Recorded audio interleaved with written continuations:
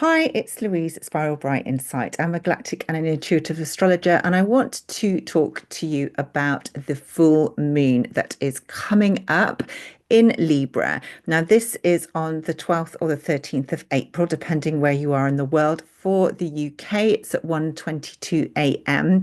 on Sunday morning, the 13th.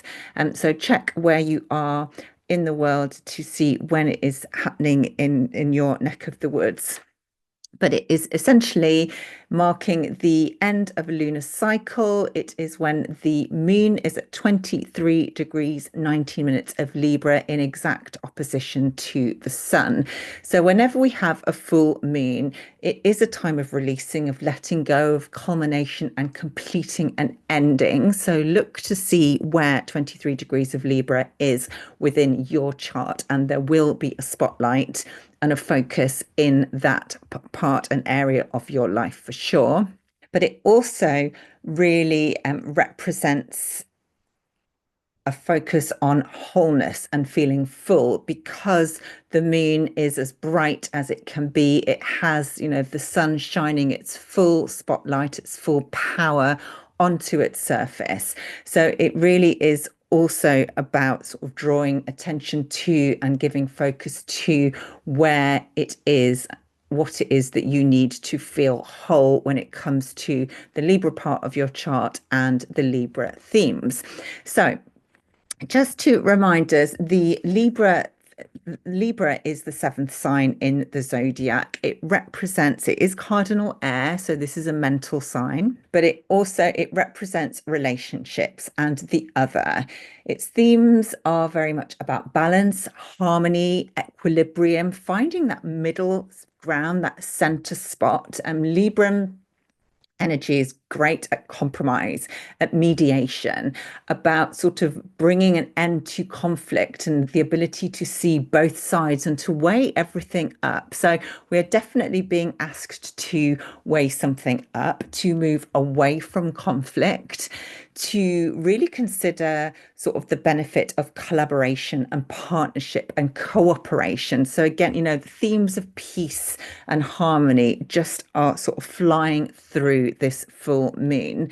It is also about contracts, and that can be sort of physical 3D contracts, but it can also be soul contracts. So, depending on what sort of perspective you're coming at it from, we could actually be having a real spotlight on soul contracts at this time. And certainly from my own perspective, there has been a lot coming up over the past few days that I really feel is very timely in terms of what I still need to work at, look at, explore, focus on, in terms of contracts and agreements and things that my soul sort of came to work through and to bring an end to, because obviously the full moon is helping me to release and to let go and to seek completion in a lot of soul contracts. So I feel that that is going to be a strong theme for all of us. Justice is also a very strong theme with Libra, because the symbol of Libra is the scale. So we have the scales of justice. So there might be a really bright light shining on some sort of area of justice, and that can be in your personal experience, but it can also be collective.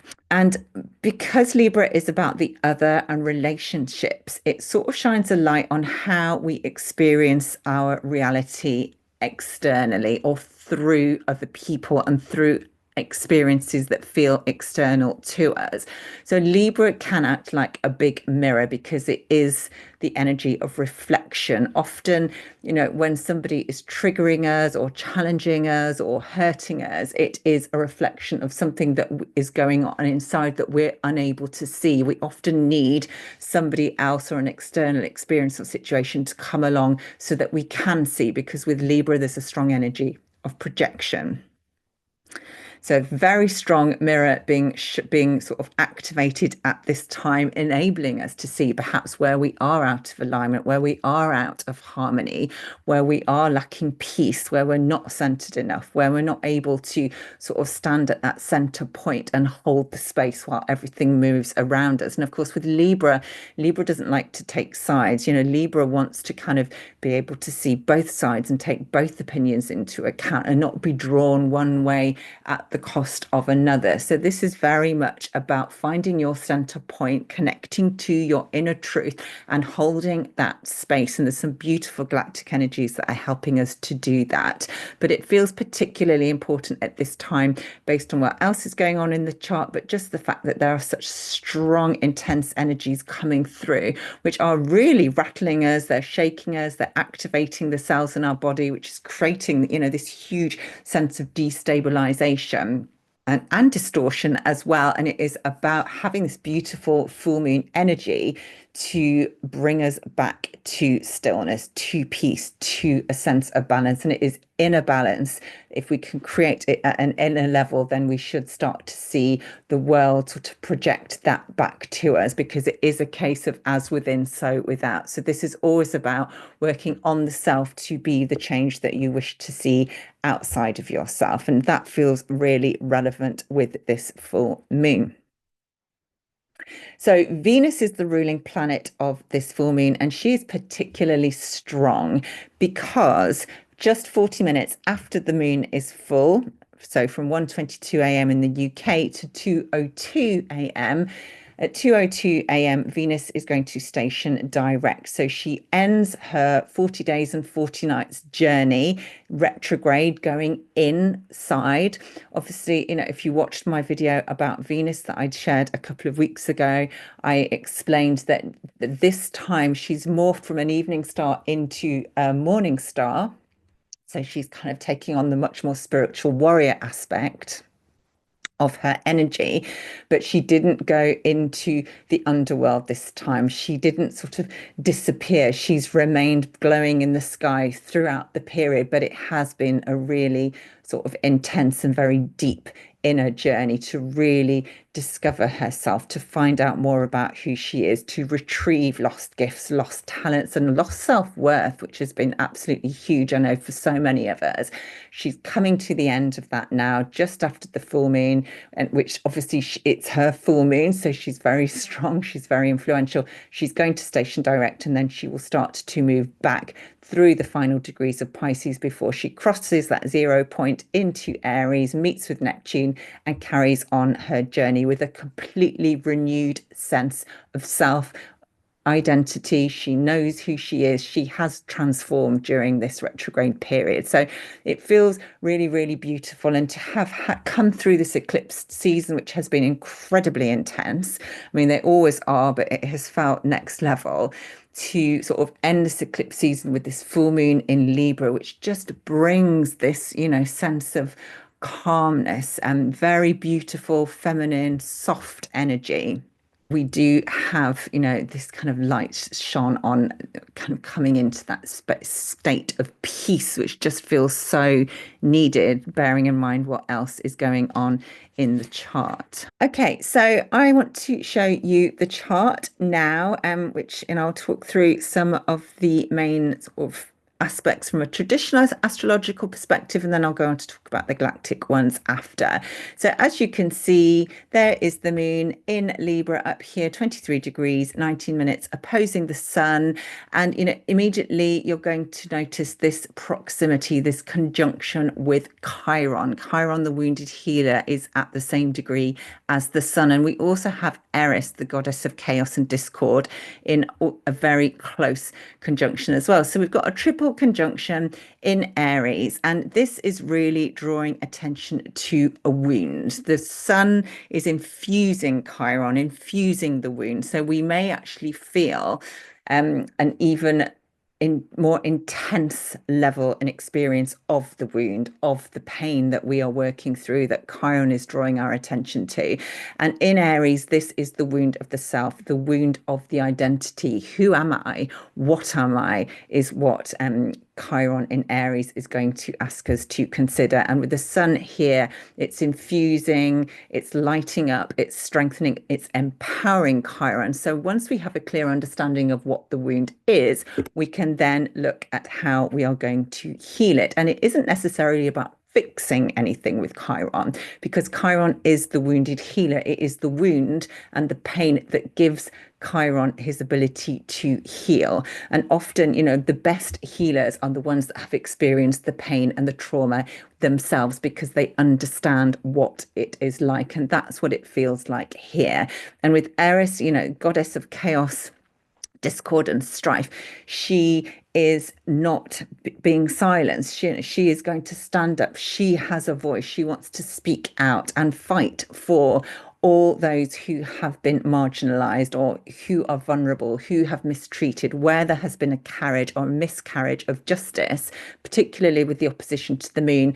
Eris is going to call that out. And with the sun here as well, the sun is shining a bright light. So it is very likely that something is coming to light that relates to justice, or something where there has been a miscarriage of justice taking place, and that has created a wound, that has created a pain. The moon kind of wants to bring a sense of peace and balance and some equilibrium to the situation, but there is no doubt that something is sort of being seen very brightly that is going to be hard to ignore. And as Venus is the ruling planet, sort of the strongest signature in this chart, because she is ruled, or she rules Libra. She also rules Taurus, and I'll come on to that in a minute. But Venus is down here, stationed retrograde, about to go direct at 24 degrees 37 minutes of Pisces, very close to Saturn. She's already met with Saturn in retrograde, so as she stations direct, she will meet with Saturn again, close to the North Node. And actually, I've just noticed this, she's very close to Nessus. Nessus being one of the centaurs of the underworld, who is linked to themes of betrayal, of deception, but also linked to poison and the poisoned arrow. So that is actually quite interesting to see it here, so close to Venus. And of course, Venus retrograde in Pisces, she has got a new understanding of who she is, and she's now exploring herself from a higher self perspective, from a more spiritual perspective, to, how is she going to show up in a more unified consciousness, or a unified space of consciousness? Is she able to surrender and let go of what she's been attached to in order to transform into her new state, her new form? She's connecting with gifts that perhaps, she is going back to retrieve, or that she didn't even know that she had, that linked to spiritual gift, psychic awareness, psychic ability. So it's really beautiful. Next to Saturn, Saturn has got a lesson for us all to learn. Saturn is also about spiritual mastery, trying to give us some definition, some form, some structure in what feels like a very ethereal, very fluid landscape.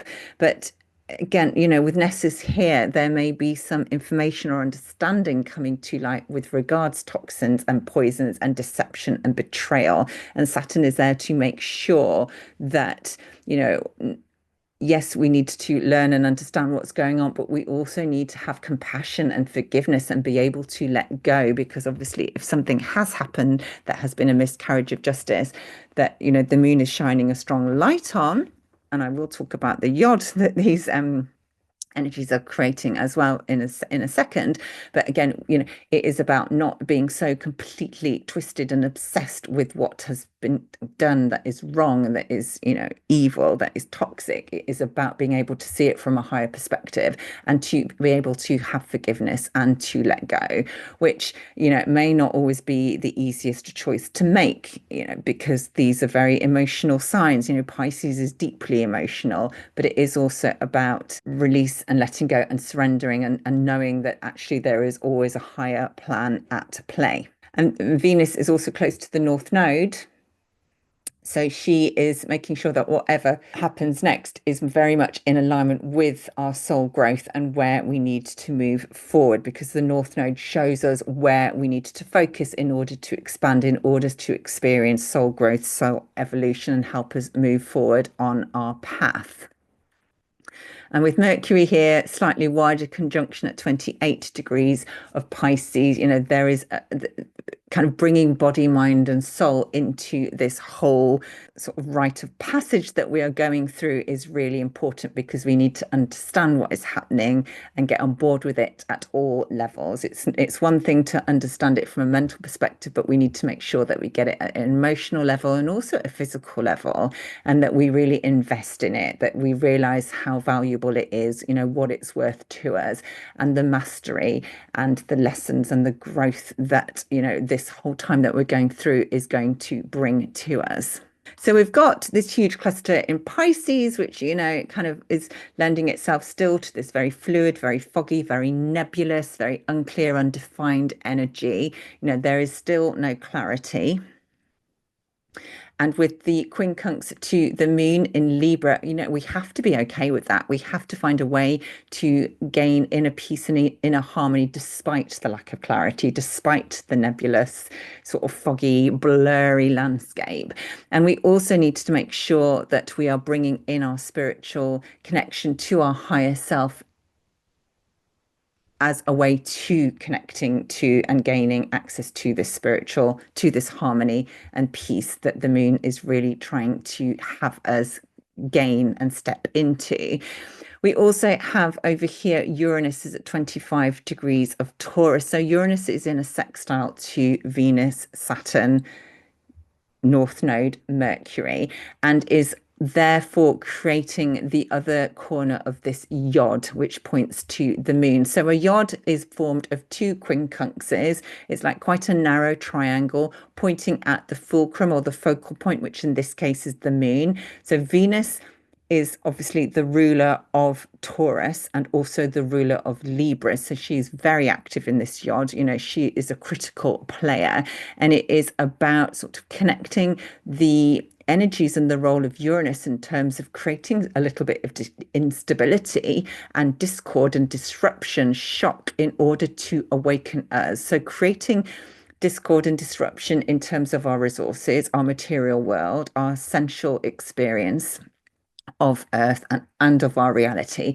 Things are being shaken up. There is a lot of volatility. There is a lot of instability at this time, but it is being shown to us through this full moon that actually that is part of the way to getting this new sense of inner stillness and harmony and balance. And we have to go through this period of disruption in order to come into more equilibrium and balance and harmony. And with Venus in sextile, she is reminding us that we have to see things from a higher perspective. We have to rise up, see the bigger picture. We have to also connect to having a much more compassionate outlook and view of what is going on, and compassion for ourselves as well, and being able to let go. So while Uranus sort of destabilizes and rocks the boat and sort of shakes things up, all this energy in Pisces is helping us to let go and to release, not to try and hold on to it, just to surrender to the flow and trust in the process. And of course, if we're able to do that, with the combination of this instability and this sort of shaking up, and I've been sort of shown this image that everything is volatile. Obviously, the financial, situation is very volatile. Lots of our systems and structures are breaking down. There's a huge sort of sense of dissolving and collapse at this time. But it is that which, and our ability to surrender to that and just go with it and allow it and don't fight it and don't resist it, that is going to help us come into, this beautiful Libran energy. And that might be hard to kind of work out and make sense of, but it is about trusting the process.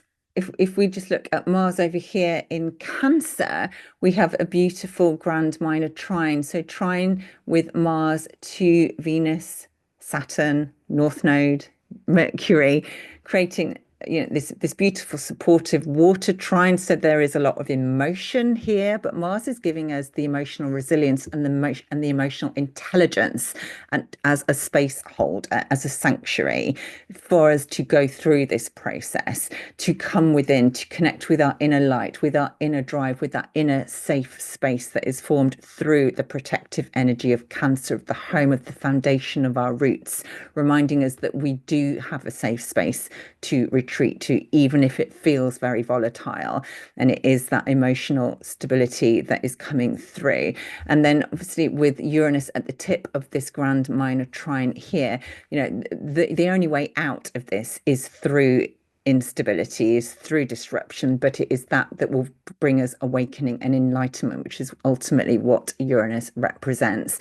So yes, our physical terrain, our physical material stability is being really, really challenged, but it is part of the process. So that feels quite powerful. And the fact that Mercury is the closest, actually, the North Node is the closest to this trine with Mars. So again, Mars is making sure that as we move forward and as we grow and develop, that we are bringing that emotional intelligence with us that perhaps, wasn't completely developed until now, but it absolutely is part of our story going forward. And then Mercury is making sure that we have a new understanding as well that is more compassionate, that is more focused on the unified field, unity consciousness, rather than separation and division. And this new understanding, this new mindset that comes through, this new belief is again very much in line with Mars in Cancer through this beautiful trine. And the only other thing I want to just highlight in this chart, obviously there's always so many things that we could talk about, but if you just look up here in Scorpio, you can see I've got quite a few of the asteroids and dwarf planets highlighted in this chart, and it is actually Atlantis that I wanted to talk about. I talk a lot about Atlantis, but Atlantis is in retrograde in Scorpio, currently at 4 degrees of Scorpio, in a square to Pluto in Aquarius at 3 degrees. And, with this retrograde motion of Atlantis in Scorpio, there is a sense of, going back to connect to our ancient sort of expression, our ancient civilization that is such a huge part of our past, of our heritage, of our foundation, our roots. So many of us have got experiences and connections to Atlantis. And with this retrograde in the early degrees of Scorpio, we are having to go to the depths to explore what is hidden. Of course, Scorpio is a water sign. Atlantis sank. So, we are going into the ocean, into the waves beneath the surface to explore what may be hidden there. And what we might find is likely to be hugely transformative and also deeply, deeply healing. And in the square to Pluto, there is a sense that Pluto is here to uncover, to reveal, to expose what is hidden, to really, if there is anything that is corrupt or holding us back that needs to be destroyed, then Pluto is going to show that, expose it. And of course, in Aquarius, this is, corruption within humanity, so this is quite a big, something at a very big scale, but it may link back to past lives, past times that, from another age that we are having to bring up to the surface to heal in order to be able to come to this process of rebirth and renewal that Pluto is also very keen to promote and to sort of instigate. But first we have to release and clear and transmute all the dirt and the filth and the corruption. So that feels very powerful. And of course, with the square, there is no way they cannot work together. They might not want to, but there isn't no option. It's non-negotiable and it's very, very catalytic. It is forcing growth. But in order to experience this growth, we have to go into the shadow and explore what is hidden. So there's also with Black Moon Lilith at 1 degree of Scorpio, again, she is helping us to look at what has been hidden, what has been repressed. And this is often issues of disempowerment or abuse comes through very strongly with Black Moon Lilith. So, she wants to sort of shout out and be heard much as Eris does, but she is also very aware of what has been hidden and kept in the shadow and repressed and suppressed. So again, that may be linked to Atlantis as well. It feels really relevant, so I wanted to bring it up. So I'm going to talk quickly about some of the galactic connections because there are some really, really beautiful ones. And as always, I cannot go through every single alignment and every single activation because we would be here all night. But there are some that stand out more than others. So I'm going to bring in or highlight in particular, first of all, with the moon. So the moon at 23 degrees of Libra is very close to 2 stars, namely Arcturus and Spica. So Arcturus tends to be one of the more well-known stars when it comes to sort of star seed connections and fixed star energies. And Arcturus really represents a much higher frequency, so very high vibration star. The Arcturians are known as, very advanced quantum and emotional healers. So we have this beautiful sort of futuristic, very technological, but very quantum healing energy coming through, supporting and holding space for this full moon. And it is helping us to achieve the state of balance and harmony that may have been missing up until now.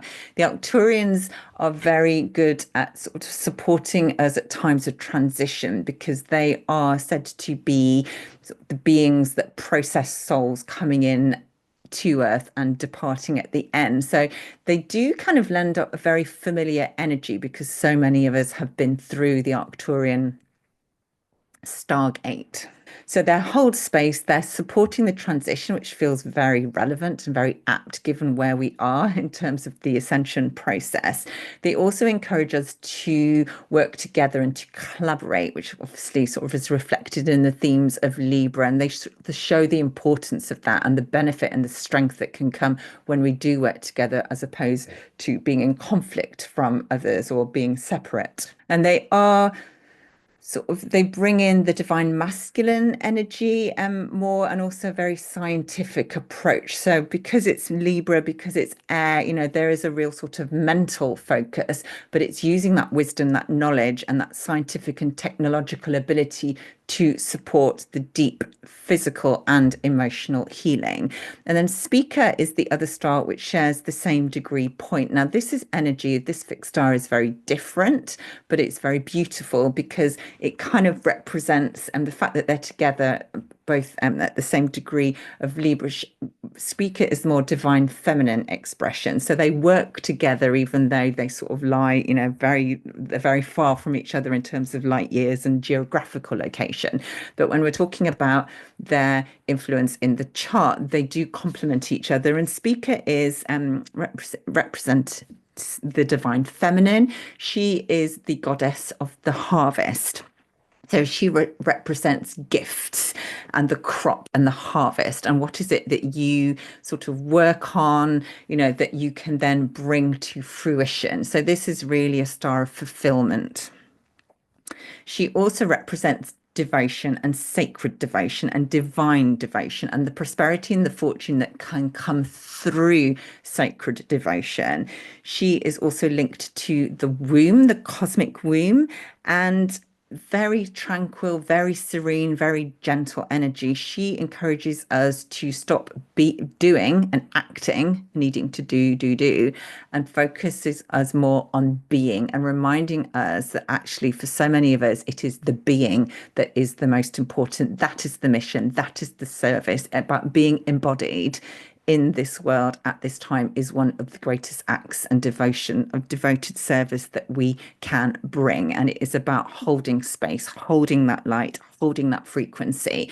She brings this beautiful energy of spaciousness so that we can be, so that we can kind of come out of our heads and just kind of almost be suspended in this beautiful energy, which brings us back to the center, to that equilibrium. She's very linked to high frequency light codes, but she also helps us to release pain and trauma and to see the truth of a situation. So really interesting that she is kind of coming up here at the time of this full moon, being activated and helping us to tap into those beautiful energies. And then if we take the sun, it's obviously Chiron opposite Arcturus and Speaker, so being supported in the healing sort of journey that the sun and Chiron are on. We have Arcturus in opposition to support that. We also have a T-square, and the T-square is created between sun, moon, and then two stars in Capricorn. One is Parvo, which is the Peacock constellation, and we also have Sulafat, which is a Lyran star. So the Peacock constellation is really, really interesting because this is a square. So there is some tension here. The peacock cannot be ignored through this tense square, very catalytic.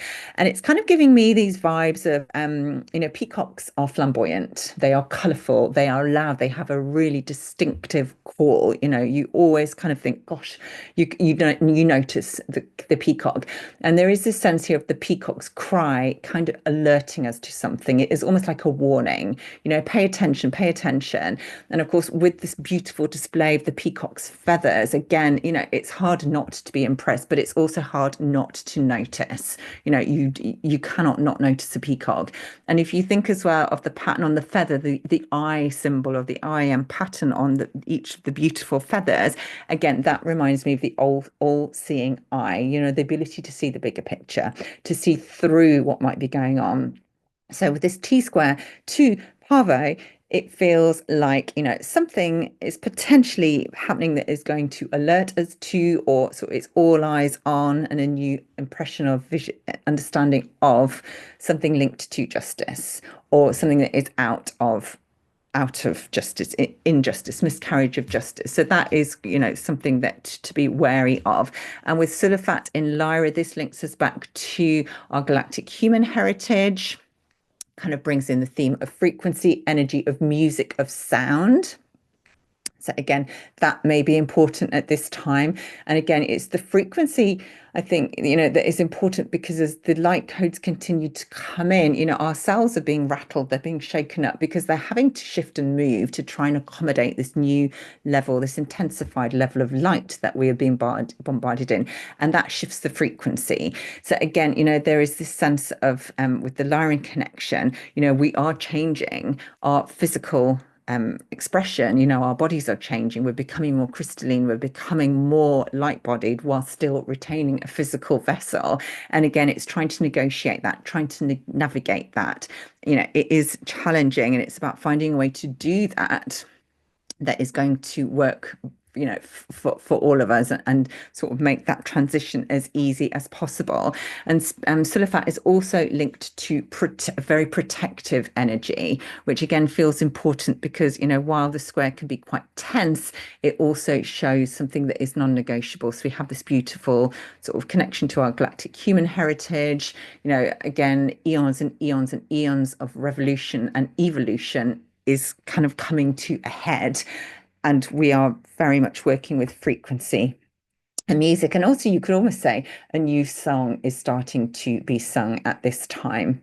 And perhaps, there will be songs sung about the times that we are in again in the future. And that's, again, it's another beautiful way to look at it. So if we go to the opposite side of the chart and look at the sun is conjunct a star called Acamar, which is in Eridanus. Now, Eridanus is the river, so it's quite a long constellation.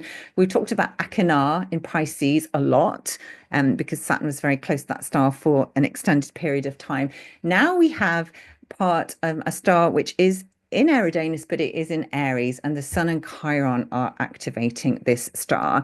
So this is interesting because we still have the symbolism and the sort of the archetype of the river and the spiritual journey and the flow and the ability to sort of move, go this way, that, never be quite sure which direction, which way the journey is going to take you, surrendering to the flow and being in flow and sort of trusting in the journey. But with Acamar, it was believed at one point that Acamar was the point at the end of Eridanus until Achenar was identified as being part of the same star system, the same constellation.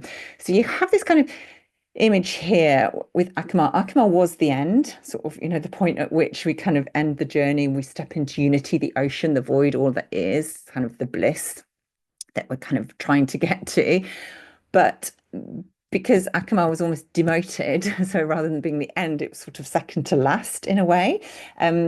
That just feels really significant because it is almost like reminding us that we might feel like, oh, we're so close, we're nearly there, but actually there's still a little bit further to go. But just to trust in the process. So again, it's like, okay, we thought we might be, getting close to whatever it is that we're trying to get to, but we're not quite there. But again, trust in the process, because the gold is in the journey and the experience and not the destination. And it is about being able to see that and really appreciate it and acknowledge it and integrate it and embrace it that is the key here. And just going back to Atlantis, of course, Atlantis at 4 degrees retrograde in Scorpio is very close to the Shapley attractor. So whereas, we are going into the depths to look at ancient past and secrets and things that have been hidden that are coming to light, the Shapley attractor is there to make sure that what is coming to light is the whole truth and nothing but the truth, that, the veils are dropping, the masks are being removed, the curtains are being pulled open. We can see the truth, and it is the truth that creates and triggers the deepest transformation, the most healing energies possible through Scorpio, through the Shapley. And, again, with this cosmic energy, it's such and powerful, it's like stretching us, but we can't do anything but see the truth of who we are, in the most purest form and most strongest integrity. And again, that is very key at this time. So there are a lot of truths coming to light, particularly relating to miscarriages of justice, or perhaps, the reflection. We've been shown a reflection or an image of who we thought we were. And now we're starting to see there's a new mirror image, there's a new understanding sort of being reflected back. And it's like, are we ready to step into that new version of the self? Are we ready to see exactly the truth of who we are? So again, that feels very relevant. Now, I've talked quite extensively about the squares that Mercury, Venus, Saturn, and North Node in Pisces are creating with the galactic center, with Eterman in Draco, with Polaris, and with Acumen, and with Betelgeuse and Safe in the Orion cluster. So, again, I don't want to sort of repeat myself too much, but this square is about, a new understanding is coming to light, one that steps away from and dissolves the separation, the division, the polarity that has been such an overriding and overarching sort of theme energy within our world, not just here, but across other star systems as well. And we're being forced to almost face that head on and start to work to dissolve it, to step into a more sort of version of unity consciousness, which is part of our growth and our forward soul evolution. And with the Etermin and Polaris, it's like being able to see things from a completely new perspective. I'm reminded again of the dragon eye, the all-seeing eye, having this 360 viewpoint so that we can see everything. We can see the shadow, we can see the light, we can see all the different illusions, the mirror images, what's real, what's not. It kind of is all coming to a head, and it's going to help us shift out, to release, to surrender, to let go, but also to be reborn and to regenerate almost into new ways of showing up, a new understanding for sure. Jupiter is still in Gemini and is conjunct Rigel in Orion again. Jupiter's gone back and forward in retrograde. So with Rigel, again, there is a focus on separation consciousness, understanding, what that means and how that has been part of our reality, but also how, we can shift our belief system in terms of that. We can push through the confusion. We can take a step forward. Rigel is at sort of the foot of the archer, so is pushing forward, stepping out of the confusion, letting go of the mind control, the manipulation, the interference. It is all about having the ability to understand what has been going on and understand how to take that information and use it to move forward and to release some of that division consciousness. And of course, just jumping back to the Pisces cluster, Pegasus is still very active there, which is helping us to liberate ourselves, to break the chains, to set ourselves free, to rise higher, to take flight, to sort of step into that more lightness of being, that light body, the ability to see the bigger picture, to see the horizon, to have a vision of what is going on, and also to release ourselves from suffering. So there's a lot going on, and as I said, there's always, so much more that I can bring in, but I try and pick out the highlights, what is speaking to me the strongest. Obviously, Venus is kind of the star of the show in so many ways, so it's definitely worth paying attention to sort of 24 degrees of your chart in Pisces, 24 degrees of Pisces in your chart, and seeing where, she is playing a really strong role. in terms of your ability to value yourself, to connect with your sort of attraction point, work on your magnetic field, think about what is it that you want to bring in now that as she's about to station direct, she has got a much stronger connection with her higher self, with her spiritual self, with her gifts and abilities from other star systems, from other lifetimes.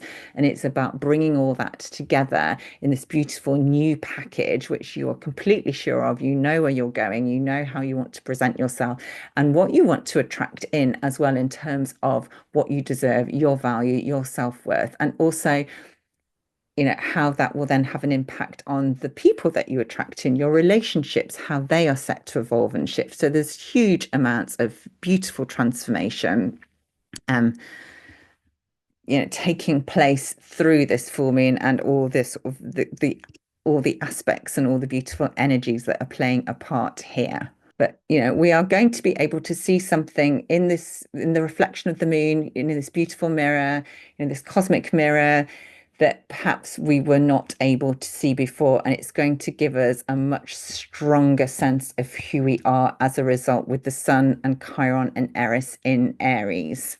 It is always about divine timing. It is very karmic. There is definitely a wider, I would say, cosmic contract that is almost being completed and brought to an end, or that's how it feels.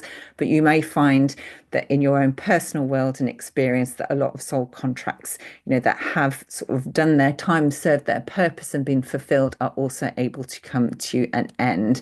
So, just be mindful of that, and be mindful of how can you bring in more harmony and peace and balance into your world to help you feel more whole and settled and fulfilled? Because ultimately, this is the message of this beautiful full moon. So I hope you've enjoyed my chat, my insight, and my thoughts. As always, please please comment, if anything's resonated particularly. It's always great to read that, and it helps the algorithms as well. I have got a super thanks button if you want to express, your appreciation for my content. That is always really gratefully received. And if you are not yet on my mailing list, I invite you to sign up for that on my website, spiralbright.co.uk. Check out the readings I offer. And yeah, just as always, so grateful to be able to have this platform to share what I love doing, and hope that what I'm sharing is helping you in the process. So sending lots of love. Happy full moon.